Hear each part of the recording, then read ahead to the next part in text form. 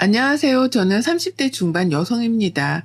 감정이 격해서 적어보는 두서없는 글일지라도 동생 같은 마음으로 들어주시길 먼저 부탁드려요. 저는 이제 막 결혼 2년이 지나갔고 다소 까탈스러운 시어머니를 두고 있습니다. 남편이랑 제가 동갑내기이고 저희 시어머니랑 친정엄마도 두 분이 서로 동갑이시거든요. 어쩔 때 보면 내 엄마 같기도 하고 그래서 잘 지내보려나 싶었는데 겪으면 겪을수록 깔깔스러움이 배가 되는 시어머니 때문에 힘든 일이 한두 가지가 아니었습니다. 그 결과 제가 이렇게 사연을 적어보내고 있기도 하고요. 사람이 나이 들면 갱년기가 찾아오잖아요. 저도 저희 엄마 때문이라도 갱년기에 대해서는 익히 잘 알고 있었습니다. 그때가 되면 사람이 많이 예민해지고 여자로서 감정적인 변화가 크다는 것도 익히 공부를 해서 잘 알고 있고요. 다만 저희 친정엄마는 어릴 적부터 사람이 순하시더니 나이가 들어도 변화가 크게 없었어요.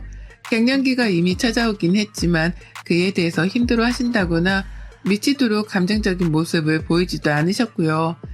그 바람에 자식인 저랑 제 여동생은 참 편했습니다. 챙겨드려야 할 줄 알았는데 덜 챙겨드려도 괜찮겠구나 싶은 마음이 들었거든요. 하지만 내 친엄마가 괜찮은데도 불구하고 저는 갱년기를 챙겨드려야 하는 한 사람이 있었어요. 앞서 말한 시어머니셨죠. 저희 시어머니는 갱년기가 세게 찾아오셨답니다. 사실 갱년기라고 표현을 하는 것도 시어머니 본인 입으로 자꾸만 갱년기라서 그래 라고 말씀을 하셔서예요. 정확히 이게 다 시어머니의 갱년기 때문인지 아닌지에 대해서는 주변 사람들이 아무도 모른답니다. 그저 아프니까 이해해달라고 주장하는 시어머니의 말씀을 믿고 이해해드리는 수밖에 없었죠. 어머님께서는 제가 결혼해서 이 집의 며느리가 되면서부터 저를 알게 모르게 경계에 오셨어요. 꼭 전 남친은 현 여친을 보는 듯한 표정을 지으면서 말입니다. 직장에서도 딸 시집을 보내는 저희 친정엄마보다 더 서럽게 오는 바람에 사람들이 저 집 신기하다고 여러 말을 했었거든요. 시어머니가 많이 감정적이시고 또 아들 보내기가 싫으신가 보다고 농담삼아 하셨죠. 그 말에 웃어 대답을 하며 그러신가 보다 했었어요. 제가 남편을 잡아먹는 것도 아닌데 왜 그리 서럽게 오셨나 싶어서 솔직히 마음속에 걱정으로 자리 잡기도 했었습니다. 겉으로 티를 내지 않았을 뿐 말이죠. 그런데 그 울음에는 큰 뜻이 있었더라고요. 어머님은 아들 결혼을 너무 축하한 나머지 감격을 해서 오신 게 아니라 아들내미를 기어코 며느리한테 떠나보내야 한다는 서름 때문에 우셨던 것이었습니다. 그걸 증명이라도 하시듯 결혼을 하자마자 하루에 몇 통씩 남편에게 전화를 하기 시작하셨죠. 이제 막 퇴근해서 집에 도착을 했을 때이고 신혼이니 부부끼리 밥을 먹고 있을 오붓한 시간에도 거침없이 말입니다. 생각할수록 부담스럽고 살짝 기분도 언짢았던지라 남편이랑 언쟁도 많이 했어요. 제발 시어머니랑 통화를 할 거면 집에 들어오기 전에 미리 끝내고 들어와 달라고 말입니다. 다행이었던 건 저희 남편이 참 순하거든요. 제 말이라면 늘 들어주고 따라주려 하는 편이기도 하고요. 그래서 연락 문제는 단시간에 해결이 되었습니다. 남편이 알아서 전화 횟수를 줄이거나 밖에서 끝내고 들어오는 걸로 정리를 한 거죠. 하지만 그럼에도 불구하고 어머님의 간섭 비슷한 건 멈추질 않았어요. 제가 시어머니께 용돈도 챙겨들고 있었거든요. 남편이 결혼하면서 지금 사는 전셋집 비용을 가져온 바람에 제가 고마운 나머지 남편이 시어머니께 드리고 있던 용돈을 이자 겸 대신 챙겨드리고 있었습니다. 다달이 월 30만 원씩 말이죠. 그걸 시부모님도 잘 알고 계셨어요. 더욱이 용돈을 직접 받는 계좌를 관리 중이셨던 어머님은 무조건 알고 계셨죠. 제 이름으로 돈이 들어갔을 테니까요. 하지만 그런데도 어머님은 며느리를 향한 경계심 혹은 까탈스럽다 말할 수 있는 그 승질머리를 버리지 못하셨답니다. 늘 나리선체로 말씀하셨어요. 아들이랑 주고받는 전화 횟수가 줄어든 것이 기분이 나쁘셨는지 참 자주도 저희 부부를 집으로 불러들이셨는데요.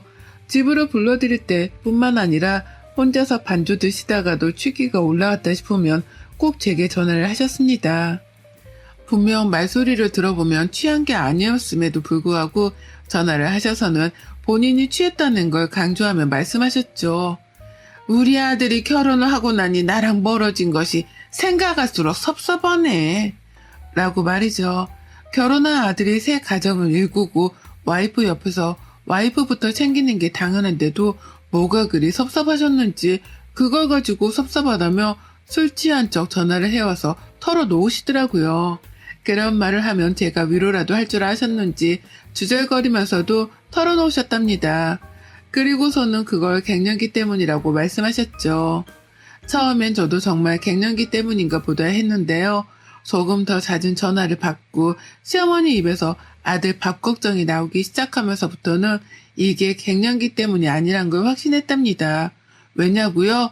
어머님이 그러셨거든요. 우리 아들이 남이 해주는 밥을 잘 챙겨 먹을란가 모르겠다. 엄마 밥밖에 모르고 살던 애인데 라고 말합니다. 멀쩡한 말투로 술 취했다 표현을 하며 저를 남이라 부르더라고요. 와이프가 해주는 밥을 남이 해주는 밥이라 표현하시며 아들 밥 걱정을 하는데 와 속에서 분노가 들끓더라고요. 왜 아들 밥을 내가 챙겨줘야 한다고 당연히 생각하셨는지 이해가 안 갔고요. 사소한 통화를 하며 정말 많은 얘기들을 전해 들었고 어머님은 쉬지도 않고 많은 주제를 가지고는 저의 화를 돋구었습니다. 그 중에서 가장 절 화나게 하는 건 늘 음식이었고요. 사람이 먹고 마시는 걸 중하게 생각한다는 걸 저도 잘 알고 있습니다. 그래서 자기 입맛에 맞는 음식을 먹고 마시는 게 행복인 것도 잘 알고요. 하지만 옆에서 본 저희 어머님은 굉장히 까탈스러운 분이셨어요. 먹는 거 하나도 투정이 많고 자신이 만든 게 아니라면 늘 이게 별로네, 저게 별로네 라고 하면서 불만 하나씩은 표출하는 분이셨죠. 그래서 웬만하면 집에서 집밥을 만들어 먹는 분이기도 하셨답니다. 그런 와중에 어머님은 제가 아들밥을 잘 차려줄지에 대한 걱정도 하더니만 본인 입맛에 맞는 음식을 만드는지에 대해서까지도 걱정하시더라고요. 하다 제가 시어머니의 입맛까지 고려를 해서 요리를 해야 했던 겁니다. 특히 제가 시댁에 가게 된 날에는 시험대에 서곤 했어요. 얼마나 요리를 잘 해냈는지에 대한 시험대에 선 거죠. 시어머니가 집으로 부르면 시댁으로 가곤 했는데 갈 때마다 어머님이 요리를 안 해놓더라고요. 희한하다 싶었죠. 아무리 그래도 아들 밥 걱정을 하던 분이 아들 먹일 밥을 하나도 차려놓지 않는다는 게 말입니다. 희한하다 싶은 눈빛으로 소파에 앉아있기라도 하면 어머님은 꼭 저를 부엌으로 보내버리셨어요. 냉장고에 있는 음식들로 잘 만들 수 있는 음식들을 한번 만들어 보라고 말이죠. 즉 저에게 요리를 시키기 위해 집으로 부르신 걸로도 모자라 요리를 해보라며 시험대에 앉힌 겁니다. 그 바람에 저는 잘하지도 못하는 요리를 급하게 시댁 안에서 해내느라고 진땀을 빼곤 했어요. 냉장고 안에 뭐가 있는지도 모르는 상태에서 냉장고 문을 여는 그 순간만큼은 제 등골을 아주 오싹하게 만들어내곤 했답니다. 요즘은 인터넷에 레시피가 잘 올라와 있으니 따라서 하기만 하면 되지만 그날 시어머니 댁에 준비되어 있는 재료들이 달랐다 보니 만들 음식을 결정하는 과정 자체가 너무 어려웠답니다. 가뜩이나 초보 요리만 하는 저인데 시어머니 옆에서 긴장까지 되니 하던 요리가 더 안 되기도 했고요. 그리고 언젠가부터는 시댁에 가려는 일조차 꺼려지게 되었고 오늘도 나한테 요리를 해보라고 시키실라나 싶어 미리 스트레스가 쌓이더라고요. 그렇게 요리를 하고 나면 꼭 자신의 입맛에 안 맞아서 먹기 힘들다고 투정 부리는 것도 꼴보기 싫었고요. 어찌나 입맛이 까탈스럽고 성질도 까탈스러우던지 제대로 제가 만든 음식을 끝까지 드시는 걸 본 적이 없었답니다. 입맛에 안 맞아 밥맛이 뚝 떨어졌다면서 먼저 자리에서 일어난 적도 있었고요. 그렇다 보니 제 걱정이 이만저만이 아니었어요. 슬슬 머리도 굴려보기 시작했죠. 이미 나를 싫어하는 분이라는 걸 잘 아니까 저도 잘 보이고 싶은 마음은 없었지만 요리를 가지고 흠칫이 잡혀 혼이 날 상황이 자꾸만 만들어지는 게 싫었습니다. 그래서 뭔가 방법을 강구하고자 했고 그 답으로 친정 엄마의 반찬이 생각났어요. 시어머니 앞에서 잘하지도 못하는 요리를 계속 긴장하며 해내는 것보다 차라리 잘 만들어진 친정엄마 반찬을 내어놓고는 집으로 초대해 밥만 먹이고 보내는 게 낫겠다 싶었습니다. 그도 안 되면 대놓고 친정엄마 반찬을 들고 가 내가 요리를 잘 하지 않더라도 남편 밥은 잘 해먹이고 산다는 걸 보여주고자 했어요. 그러면 어머님도 그 입에서 아들 밥 걱정하는 잔소리를 그만하겠다 싶었고요. 그리고는 제 생각에 확신이 차서 바로 실행에 옮겼습니다. 시부모님을 집으로 초대했고 그때 저는 보란듯이 엄마가 보내주신 반찬통에 담겨있던 반찬들을 꺼내 담았습니다. 국은 신혼초부터 주구장창 연습해서 제법 잘하는 된장찌개를 끓여드렸고요. 그랬더니 어머님이 제법 감동을 하더라고요. 그러면서도 한편으로는 반찬통에서 반찬을 꺼내 담는 게 의아하셨던지 제가 직접 만든 거냐고 바로 물어보더라고요. 그래서 저는 준비한 대답을 해드렸습니다. 엄마가 반찬 걱정하신다고 보내주셔서 남편이랑 밥 걱정 안 하고 잘 먹는다고 말이죠. 엄마가 신경 써주신 덕분에 제가 요리를 잘하지 못하더라도 맛있는 밥 반찬은 잘 먹고도 있다고요. 그러니 어머님 표정이 근심 걱정 가득하던 표정에서 조금은 느슨해지더라고요. 저희 엄마 반찬이 제법 입에 맞았던 듯 보였습니다. 평소에 저희 엄마를 찾지도 않고 안부를 묻지도 않고 그렇다고 먼저 연락을 하지도 않은 어머님이셨는데요. 그날 하루 종일 저희 엄마 안부의 소식만 몇 번을 물었어요. 엄마가 반찬을 언제 주는지, 얼마나 만들어주는지 등등 별별 질문도 아주 적나라히 물어보셨고요. 그리고는 그리 많은 질문을 하다가 뒤늦게야 민망했던지 남편의 생각을 묻더라고요. 우리 아들 입맛에는 어때? 아들 입맛에 맞는 게 중요하지. 라고 하면서 말이죠. 저 같았다면 그냥 음식을 해주신 것만으로도 감사하다며 엄마한테 감사함을 표현했을 텐데 그 와중에 아들 입맛도 따지는 시어머니셨습니다. 정말 한 번 보고 다시 봐도 늘 꼴불견이셨죠. 실제로 저희 남편이 입에 잘 맞는다면서 좋아라 하자 어머님은 더 토를 달 게 없다고 생각을 하신 건지 고개만 끄덕거리곤 아무 말이 없으셨네요. 제가 원하던 대로 상황이 흘러갔고 저는 이제야 시어머니의 잔소리가 덜해지겠구나 싶어 속으로 무척 기뻐했습니다. 그날 하루 시부모님을 모시느라 힘들었지만 그만한 대가를 얻었겠거니 싶어 다행이다 싶었죠. 그리고 어머님은 정말 그 후 제 요리에 대해서 더 이상의 걱정을 안 하는 듯 보였어요. 보통 같으면 또 연락이 오거나 남편을 통해 시댁에 가야 할 것 같다는 말이 들려야 했는데 한 주가 지나고 2주가 지나고 한 달이 되어가도록 집에 오란 말을 안 하시더라고요. 늘 저를 불러다가 시댁안에서 요리를 하게끔 만드는 사람인데 이제는 더 이상 그런 일에 흥미를 못 느끼는 건지 아무것도 요구를 하려 하지도 않으셨죠. 이게 참 아이러니한 것이 저를 찾지 않는 것조차 기분이 나쁘더라고요. 나를 찾지 않는다는 말은 즉슨 그동안에 정말로 나의 요리 실력을 점검하고 잔소리를 퍼붓기 위해서 집으로 불러들인 거라는 걸 증명하는 것과 다름이 없었으니까요. 그렇게 생각을 하다 보니 시어머니가 새삼 대단했습니다. 자식 버린 며느리를 불러다 꼭 그러고 싶었을까 싶었거든요. 그래서 이왕 이렇게 서로 소식이 뜸한 틈을 타서 더욱 관계가 멀어져 보는 것도 나쁘지 않겠구나 싶었어요. 무조건 시어머니랑은 거리를 두고 사는 게 최고일 것이다 판단한 거죠. 그렇게 저는 신혼적 겪었던 시어머니의 까탈스러움을 안 보고 산 지가 무려 1년을 훌쩍 넘겼어요. 연락을 안 하니까 저도 더욱 안 하려 했고 그렇게 쌍방이 서로에게 관심을 덜 주고 살다 보니 연락은 자연스레 안 하고 살아도 되더라고요. 그러던 중 몇 달 전 이상한 말을 전해 들었습니다. 여동생이랑 연락을 주고받던 중 동생이 친정엄마 걱정을 너무 많이 하더라고요.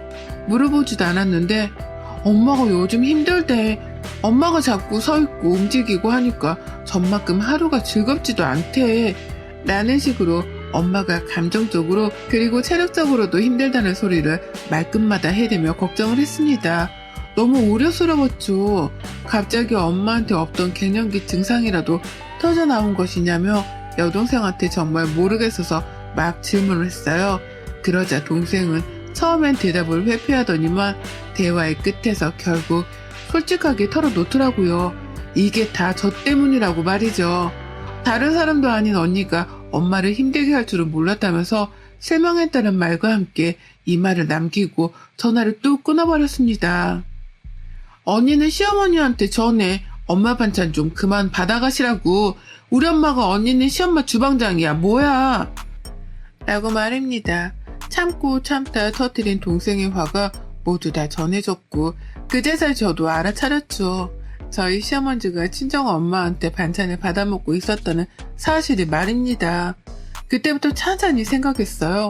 언제부터였는지 왜 시어머니가 뜬금없이 우리 엄마한테 반찬을 가져다 먹을 생각을 다 하셨는지에 대해서 말이죠. 도대체 왜 우리 엄마였는지에 대해 근본적인 것부터 따져보다 여동생한테 전화를 걸어 다시 물었습니다. 있었던 일에 대해서 찬찬히 설명을 해달라고 말이죠. 그러자 여동생은 화가 아직 다 풀리지 않았는지 씩씩거리면서 제게 말하더라고요. 시어머니가 1년 넘게 엄마한테 전화를 해서 자기 입맛에 딱 맞는 반찬을 찾은 것 같다며 해달라고 졸라댔다고 말이죠. 반찬을 한두 번 찾는 줄 알고서 엄마가 성심껏 반찬을 해다가 드렸는데 그에 대해서 고맙다는 연락 한 번 없었고 금전적인 대가조차 없었다고요. 그러면서 뻔뻔하게 매달 어쩔 때는 몇 주 간격으로도 연락이 와서는 반찬을 마저 해달라고 엄마를 찾았다는 겁니다. 그 달에 맞춰 제철 음식까지 검색을 해서는 제철 음식을 만든 요리도 해달라고 인터넷에서 발견한 사진까지 캡처를 해서 엄마한테 보내줬다는 거예요. 너무 당당하게 말이죠. 그걸 엄마는 사돈이 해달라니까 쫌생이 같다 거절도 못하고 해달라는 대로 다 해주셨다고 하고요. 여동생은 몇 번 있고 시어머니의 태도를 문제 삼았습니다. 그렇게 반찬을 해다 바쳤는데도 불구하고 어째서 감사의 말 한마디 선물 하나조차 없냐고요.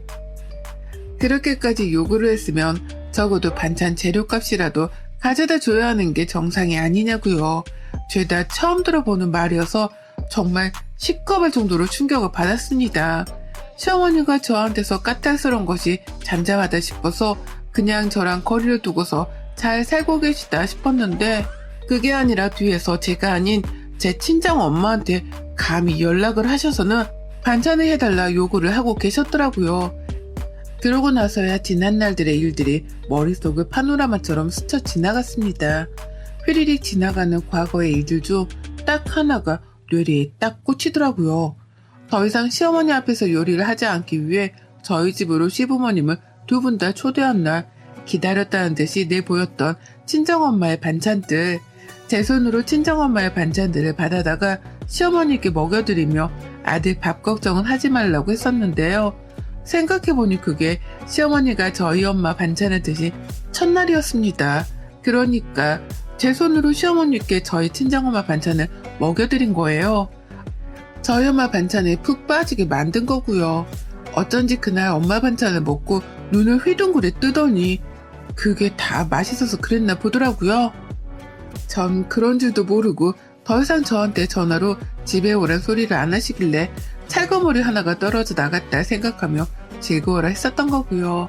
내 손으로 내 엄마를 힘들게 만들어 놓고 그간 아무것도 모른 채 속 편하게 맘 놓고 살았다니 이 생각만 하면 엄마한테 죄송해서 미치겠더라고요.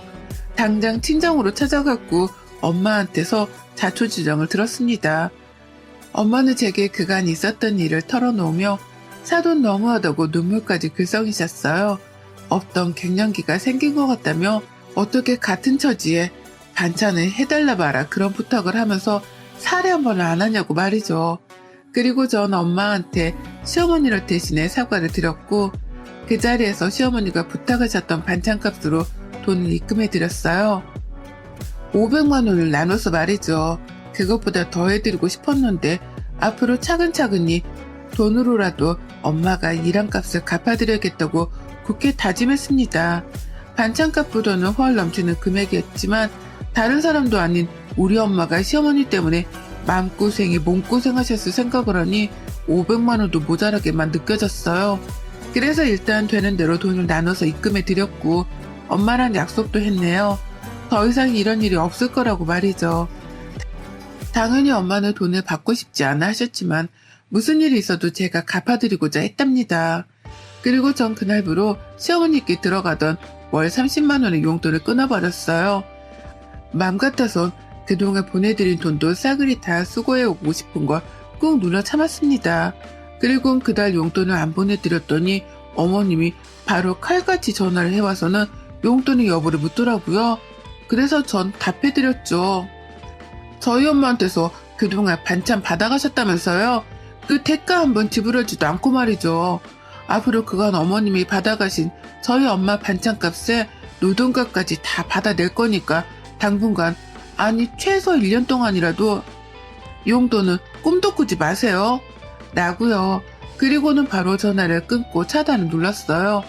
똥줄이 타는 건 시어머니일 테니 그 이상의 말은 안 했습니다.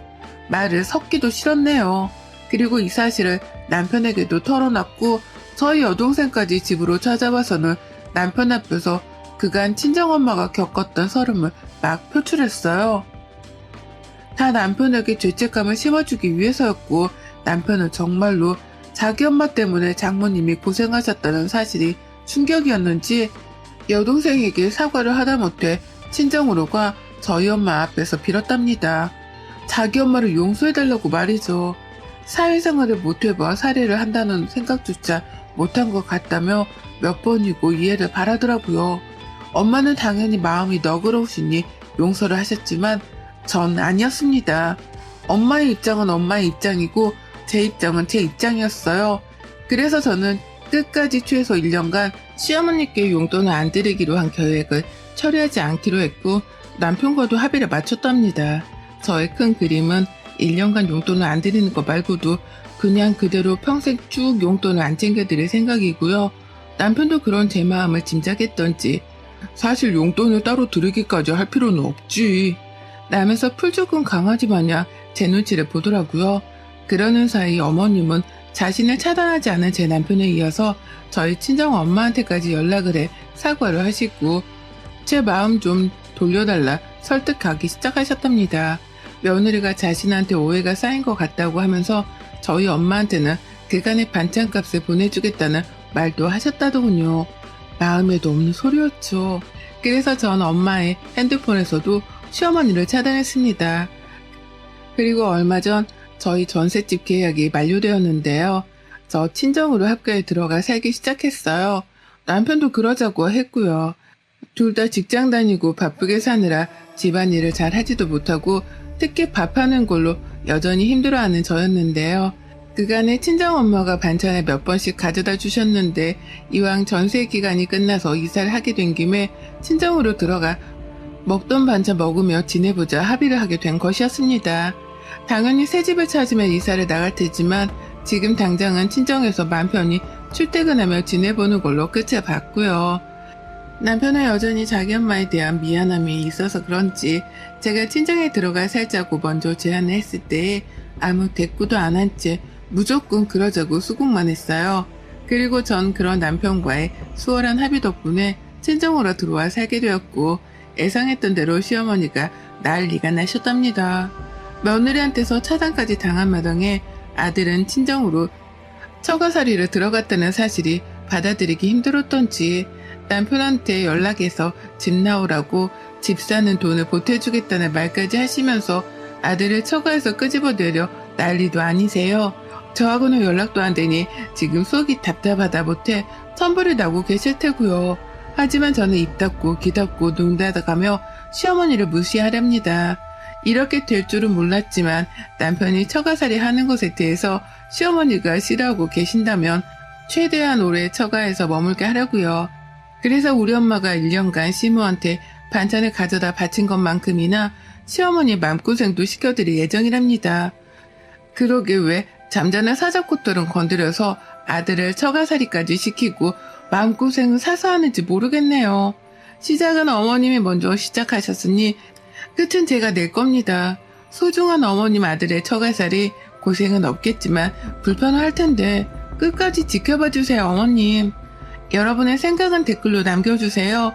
오늘도 시청해 주셔서 정말 감사합니다.